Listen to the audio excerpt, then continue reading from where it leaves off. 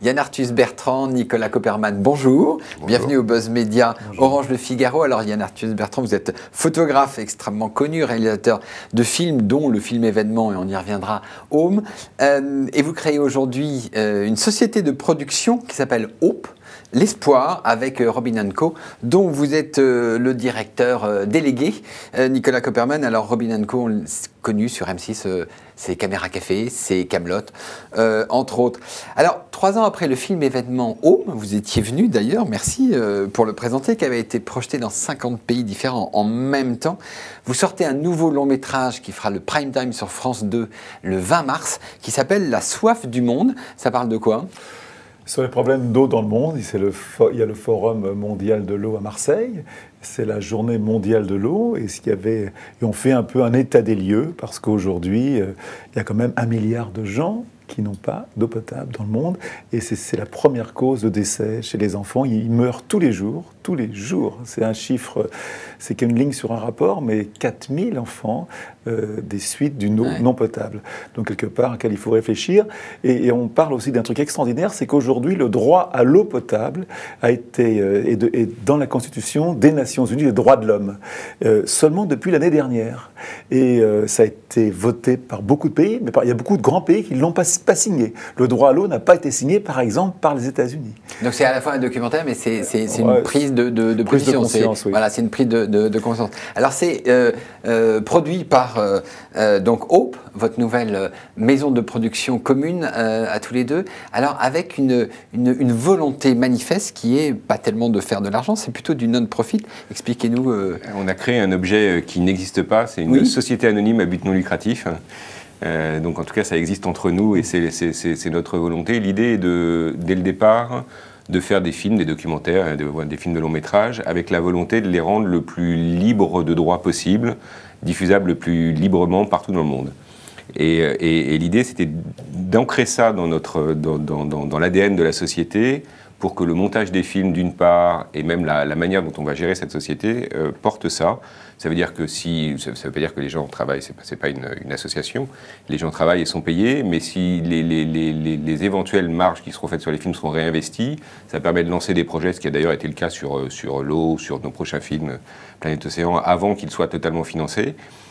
Ça va permettre de faire des films sur lesquels on n'a pas encore forcément de clients, de diffuseurs, parce qu'on pense que c'est important, toujours sur des logiques de développement durable. Alors, vous aviez expérimenté ça sur Home avec plutôt un sponsor qui était le groupe PPR, c'est ça ? Ça a très bien marché, puisque vous m'avez dit que Home vit encore, et c'est encore diffusé sur pas mal de chaînes. C'est ça l'idée, c'est de dire on s'engage sur des questions environnementales, puisque votre société est centrée sur les questions environnementales, et on n'est plus tout à fait dans une logique de télévision ?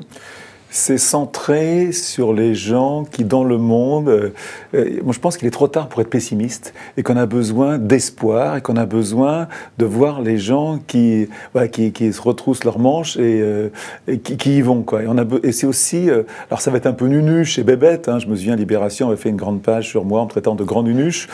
C'est parler aussi un peu d'amour. D'être écolo, c'est d'abord aimer la vie. Et aimer la vie, c'est aussi aimer les gens.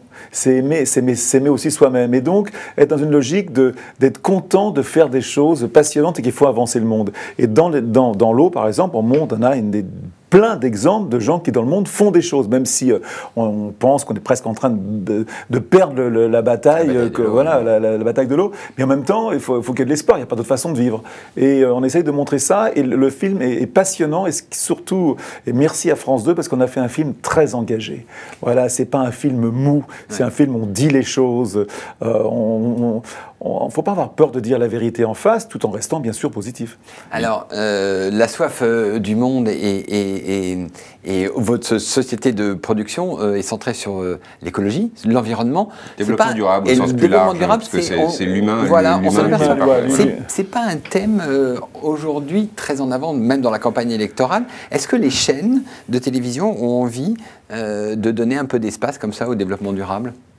La preuve, on est en prime time sur un film qui semblerait pas forcément une évidence sur France 2, et une fois encore, je pense qu'il n'y a pas beaucoup de chaînes qui se mobiliseraient comme ça. C'est vrai que ça demande un effort de conviction important, c'est aussi pour ça qu'on a créé cette société ensemble, parce que ça demande un engagement spécifique. Et le fait de bâtir cette société, de la faire de manière affirmée à but non lucratif, et du coup d'aller chercher des partenaires, que ce soit des diffuseurs, des vendeurs internationaux et des partenaires privés ou des fondations, dans cette optique-là, dans l'optique de faire passer ces messages-là, bah, ça entraîne un peu tout le monde. Hein. Et ça déstabilise d'une certaine manière un peu les gens qu'on a en face de nous, parce qu'on n'est pas là pour faire de l'argent sur cette société.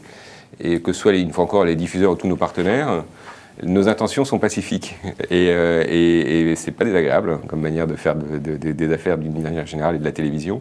Et ça fait bouger les choses. Alors après La Soif du Monde, je le rappelle, qui sera diffusé le 20 mars en prime sur France 2, vous avez quoi d'autre comme projet? On fait un film pour Rio +20, parce que moi j'ai commencé la Terre vue du ciel, qui a changé ma vie quelque part, oui. il y a 20 ans. Et donc 20 ans après, je reviens à Rio avec un film sur l'océan pour parler de la gouvernance mondiale. Voilà. Planète Océan.